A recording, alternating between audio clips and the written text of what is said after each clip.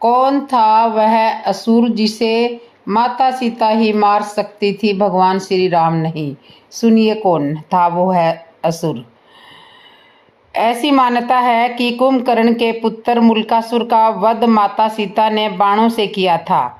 रावण की मृत्यु के बाद प्रभु श्री राम रावण के छोटे भाई विभीषण को लंका का सारा राजपाट सौंपकर अयोध्या लौट आए और समय उन्होंने अयोध्या का राजपाट चलाने लगी। एक दिन जब प्रभु श्री राम अपनी राजसभा में बैठे थे, उसी समय अचानक लंका के राजा विभीषण भी राजसभा में पहुंच गए। सभा में पहुंचते ही विभीषण प्रभु श्री राम से गुहार लगाने लगे कि हे प्रभु, मेरी रक्षा कीजिए। लंका में कुंभकर्ण का पुत्र मूलकासुर आफत ढा रहा है।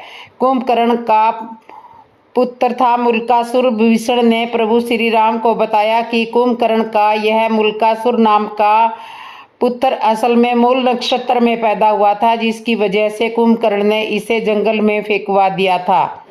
जंगल में फेंके जाने पर इसका लालन पालन मधुमक्खियों ने किया था। मूलकासुर ने बड़े होकर ब्रह्मा जी की घोर तपस्या की। उसकी तपस्या से खुश होकर ब्रह्मा जी ने उसे वरदान दिया था। उसी वरदान की वजह से वह बहुत शक्तिशाली हो गया है और लंका में आफत मचा रहा है। हे प्रभु, जब उसे अपने पिता के वध के बारे में पता चला तो उसने यह प्रण ले लिया कि मैं पहले धोखेबाज विभीषण को मारूंगा, उसके बाद राम को। विभीषण की बात सुनकर प्रभु श्री राम ने हनुमान और लक्ष्मण को सेना लेकर लंका में भेज दिया।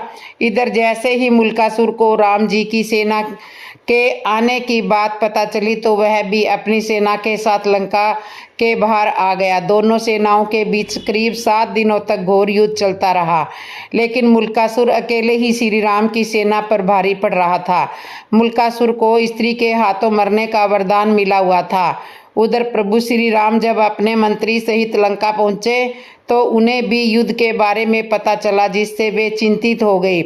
उसी समय ब्रह्मा जी भी वहां आ गए और प्रभु श्री राम से कहने लगे, हे भगवान, इसे मैंने स्त्री के हाथों से मरने का वरदान दिया है, इसलिए आप सीता को यहाँ बुलाकर उनसे ही इसका वध कराइए। ब्रह्मा जी की बात सुनकर प्रभु श्री राम ने हनुमान जी को अयोध्या भेजकर माता सीता को लंका से बुलाया। लंका पहुँचने पर प्रभु श्री राम ने माता सीता को मूलकासुर के बारे में पूरी बात बताई। प्रभु श्री राम की बात सुनकर माता सीता को क्रोध आ गया। क्रोध में ही उनके शरीर से एक तामसी शक्ति निकल पड़ी। वह शक्ति सीता की छाया में चंडी का रूप धारण करके लंका की ओर चल पड़ी। सीता ने मूलकासुर पर 5 बाण चलाए। उधर प्रभु श्री राम का इशारा पाकर वानर सेना मूलकासुर की तांत्रिक क्रिया को तहस नहस करने लगी, जिस पर मूलकासुर क्रोध में अपनी तांत्रिक क्रिया को छोड़कर वानरों को खाने के लिए उनके पीछे दौड़ पड़ा। वानरों के पीछे दौड़ते दौड़ते वह युद्ध के मैदान तक आ गया। युद्ध के मैदान में पहुंचकर जब उसने सीता की छाया को देखा तो गरज कर बोला, तू कौन है? इस पर सीता की छाया ने गर्जना करते हुए कहा कि मैं तुम्हारी मौत चंडी हूँ। तूने मेरा नाम लेने वाले ऋषि मुनियों को खा डाला था, इसलिए अब मैं तुम्हें मारकर इसका बदला लूंगी। इतना कहकर छाया सीता ने मूलकासुर पर 5 बाण चलाए। दोनों में घोर युद्ध हुआ। अंत में छाया सीता ने चंडिकास्त्र का प्रयोग करते हुए मूलकासुर का वध कर दिया। मूलकासुर का वध करने के बाद छाया सीता वापस लौटकर माता सीता के शरीर में प्रवेश कर गई। अद्भुत रामायण में कौन था 1000 सिर वाला रावण, जिसका वध किया था माता सीता ने? राज्याभिषेक के बाद राम को एक और युद्ध करना पड़ा था। ये युद्ध उसको रावण के एक पराक्रमी भाई सहस्त्रानंद से लड़ना पड़ा था। इस युद्ध से में राम की सेना छिन्न भिन्न हो गई। तब सीता ने काली का रूप धरकर अपनी सेना को जिताया। रावण के भाई सहस्त्रानंद के खिलाफ युद्ध में सीता ने काली का रूप धरकर रुद्र रूप दिखाया था। रावण के मर्दन के बाद भगवान श्री राम जब वापस सीता और लक्ष्मण के साथ अयोध्या लौटे तो उनके कुछ ही समय बाद उन्हें रावण के पराक्रमी भाई सहस्त्रानंद से युद्ध करना पड़ा। इस युद्ध में सहस्त्रानंद ने राम समेत उसकी सेना को छिन्न भिन्न कर दिया था। इस प्रसंग का वर्णन अद्भुत रामायण में है। ये संस्कृत भाषा में रचित 27 सर्गों का काव्य विशेष है। इस ग्रंथ के प्रणेता वाल्मीकि थे, लेकिन ग्रंथ की भाषा और रचना से ऐसा प्रतीत होता है कि बाद में अद्भुत रामायण की रचना की गई। क्यों मुस्कुराने लगी थी सीता माता? दरअसल राजा अभिषेक होने के उपरांत जब मुनिगण राम के शौर्य की प्रशंसा कर रहे थे तो सीता जी मुस्कुरा उठी। इस मुस्कुराहट में रहस्य था। जब राम जी ने सीता जी से हंसने का कारण पूछा तो उन्होंने जो जवाब दिया उससे श्री राम को एक और युद्ध की तैयारी करनी पड़ी। तब सीता ने सहस्त्रानंद का जिक्र किया। सीता ने राम के पूछने पर बताया कि आपने केवल दशानन रावण का वध किया है, लेकिन उसी का भाई सहस्त्रानन अभी जीवित है। उसकी हार के बाद ही आपकी जीत और शौर्य गाथा का औचित्य सिद्ध हो सकेगा। यह सुनने के बाद श्री राम ने अपनी चतुर्गुणी सेना सजाई। उनकी इस सेना में विभीषण, लक्ष्मण, भरत, शत्रुघ्न, हनुमान आदि सभी थे। रावण के निधन की जानकारी होने के बाद उसका भाई सहस्त्रानंद भी युद्ध में आया। उसे ब्रह्मा से क्या वरदान मिला था? सहस्त्रानंद यानी सहस्त्रानंद रावण का बड़ा भाई था। जब रावण छोटा था तब सहस्त्रानंद रावण अपने छोटे भाई रावण से हमेशा झगड़ता रहता था। इससे नाराज होकर रावण की माता देवी केकसी ने उसे दूर जाने को कह दिया। तब सहस्त्रानंद वहां से दूर चला गया।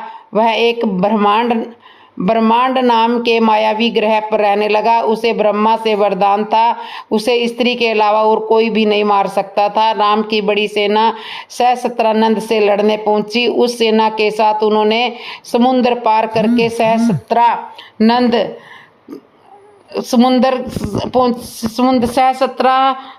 समुद्र के पार पहुंची। सहस्त्रास्कंद पर चढ़ाई की, जहां सहस्त्रानंद का शासन था। सीता भी इस सेना के साथ थी। युद्ध स्थल में सहस्त्रानंद ने मात्र एक बाण से ही श्री राम की समस्त सेना वीरों को अयोध्या में फेंक दिया। सीता ने काली का रूप धरकर उसे मारा।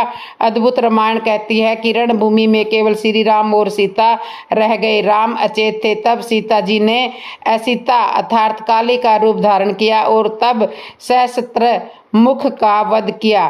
कई काव्य ग्रंथों ने भी इसकी चर्चा की। हिंदी में भी इस कथानक को लेकर कई काव्य ग्रंथों की रचना हुई है, जिसका नाम या तो अद्भुत रामायण है या जानकी विजय। सीता माता बहुत बहादुर थी। उरिया रामायण के अनुसार रावण का भाई सहस्त्रानंद कहीं ज्यादा ताकतवर कहा जाता था। उसने राम के खिलाफ युद्ध में ये दिखाया भी। जिस तरह उसने राम की सेना से आई सेना को छीन छीन कर दिया, राम को अचेत भी कर दिया, उससे जाहिर होता है कि उसमें रावण से ज्यादा बल था।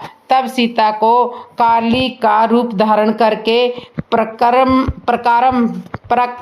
दिखाना पड़ा। रामायण में वाल्मीकि के कई छंद हैं, जिससे सीता माता को बहादुर महिला कहा गया है। तेलुगु में रामायण कहती है कि सहस्त्रानंद या सहस्त्र रावण के खिलाफ जब ये लग रहा था कि राम की सेना के पैर उखड़ चुके हैं तो सीता माता ने पराक्रम दिखाया। उन्होंने रावण से कहीं ज्यादा ताकतवर उसके भाई सहस्त्रानंद के सारे सिर काटकर उसको मार दिया। जय श्री राम। दोस्तों आपको ये जानकारी कैसी लगी है कृपया कमेंट करके ज़रूर बताएं। वीडियो पसंद आई हो तो वीडियो को लाइक करें, शेयर करें, कमेंट करें और बेल आइकन बटन तो ज़रूर दबा लें, ताकि आने वाली हर कथा कहानी वीडियो की नोटिफिकेशन आपको मिल जाए और आप ऐसे ही सुंदर सुंदर कथाएं मेरे चैनल पर सुन सके।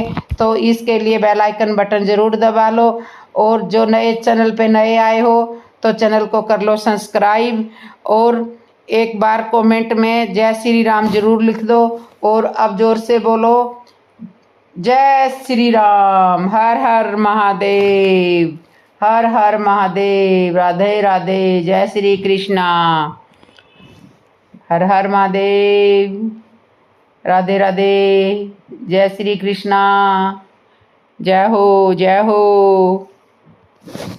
राधे राधे।